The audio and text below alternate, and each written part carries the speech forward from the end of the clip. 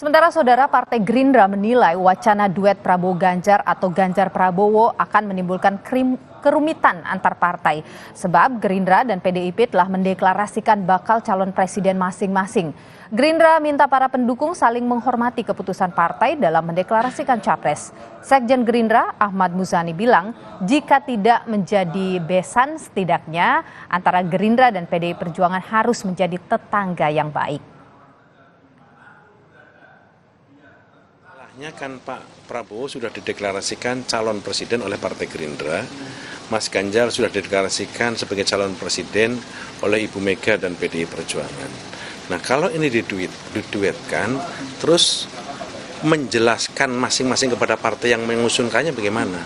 Ini ada komplikasi dan ada kerutan dan ada kerumitan dalam persoalan itu.